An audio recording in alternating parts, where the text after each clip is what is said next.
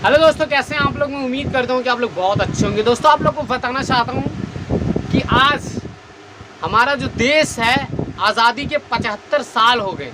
लेकिन आपको बताना चाहता हूँ कि भारत देश तो आज़ाद हो गया, लेकिन भारत के जो दलित हैं आज भी नहीं आज़ाद हो पाए। आपको बताना चाहता हूँ कि इसके पहले बाबा साहब डॉक्टर भीमराव अम्बेडकर जी जब मटके से पानी निकाल कर पीते थे तो भी अछूत माना जाता था, और कल भी उस मटके में ताला लगा था और आज भी उस मटके में ताला लगा है। भारत देश आज़ाद है, लेकिन भारत का वो मटका नहीं आज़ाद है जिससे दलित निकाल कर पानी पी सके। जी हाँ दोस्तों, आप लोग को बताना चाहता हूँ कि राजस्थान की ये घटना है, जहाँ पर आपको बता देना चाहता हूँ कि मासूम से एक बच्चे ने एक मटके से पानी निकाल कर पिया। इसी की वजह से बस इतनी ही गलती है, उस मटके से पानी निकाल कर वो पिया और उसके टीचर ने इतना बेरहमी के तरीके से उसको पीटा, और पीटने के बाद आपको बताना चाहता हूँ कि वो अंत में अपना दम तोड़ दिया, वो मर गया, वो मासूम सा बच्चा।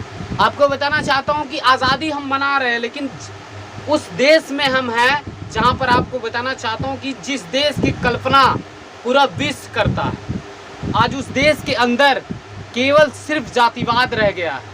जातिवाद का जो जहर है वो रग रग में आज भी भरा हुआ है। देश तो हमारा आज़ाद है, लेकिन देश में जो भारतवर्ष में जो दलित हैं आज वो नहीं आज़ाद हैं। आप लोग सोचिए, उस मासूम से बच्चे की गलती क्या है। गलती बस इतनी है कि वो निकाल कर पानी पिया, मटके से पानी निकाल कर पिया, और इसके कारण उसको जो सज़ा मिली वो मौत की सज़ा है। माननीय प्रधानमंत्री जी लाल किले से ऐलान करते हैं कि गोली मारनी है तो मुझे मारो, मेरे दलित भाइयों को गोली मत मारो।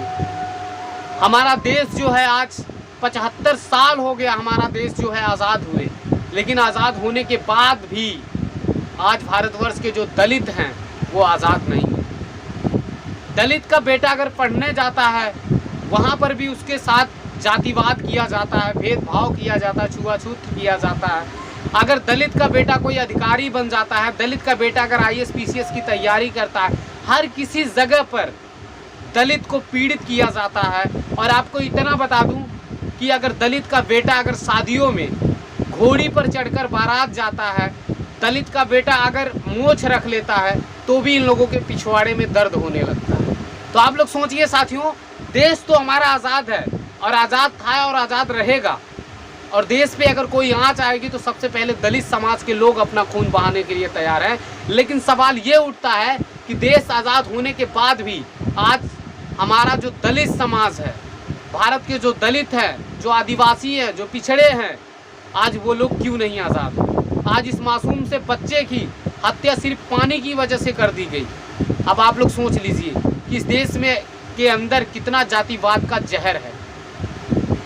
मैं पहले कहना चाहूँगा कि आज़ादी तो हम 15 अगस्त को भी मना सकते हैं और हर दिन हम आज़ादी मनाएं, लेकिन उसके साथ साथ जो हमारे देश में जो हमें एक तरीके से जो जातिवाद के जहरों से और जातिवाद के जंजीरों से जो आपको और हमें जो जकड़ कर रखा है, सबसे पहले हमें जातिवाद से आज़ाद होना चाहिए। देश तो हमारा ऑलरेडी आज़ाद हो चुका है। तो ये मैं आप लोगों से बात करने के लिए आया था, और सरकार से मेरा निवेदन रहेगा और बहुजन समाज के लोगों से भी मेरा निवेदन रहेगा कि अगर तुम्हारे हाथों में अगर चूड़ियाँ अगर शो करती है तो चूड़ियाँ ही पहनकर बैठ जाओ, क्योंकि अब जो है दलित समाज के लोगों के साथ जिस तरीके से अन्याय हो रहा है ये काफ़ी चरम सीमा पे है। इसलिए चरम सीमा पे है दलित समाज के लोग, क्योंकि चूड़ियाँ पहन के बैठे हुए हैं। अब वो समय आ गया है कि संविधान के अधिकार से हमें लड़ाई लड़नी चाहिए। संविधान में जो चीज़ें हैं उस चीज़ को, संविधान को अधिकार जो संविधान में जो हमें अधिकार मिला है उस अधिकार को लेकर आज हमें लड़ाई लड़ने की ज़रूरत है। अगर चूड़ियाँ पहन के बैठे रहोगे तो ऐसे ही हमारी बच्चियों की, ऐसे ही हमारे बच्चों की, और ऐसे ही हमारी बहन बेटियों की इज्जत और मान सम्मान के साथ और समाज के स्वाभिमान के साथ हमेशा खिलवाड़ होते आया है और खिलवाड़ होता रहेगा।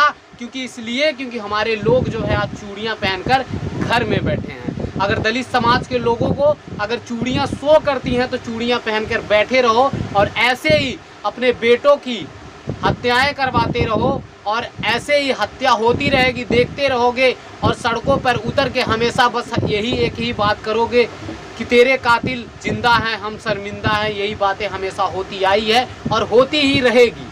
तो ये मैं आप लोगों से बात करने के लिए आता हूँ। तो आप सभी को मेरा जय भीम। सुनिए, वीडियो को शेयर करें, लाइक करें और कमेंट करना ना भूलें। और अगर आप मेरे चैनल पर नए हैं तो आप मेरे चैनल को जरूर सब्सक्राइब करें।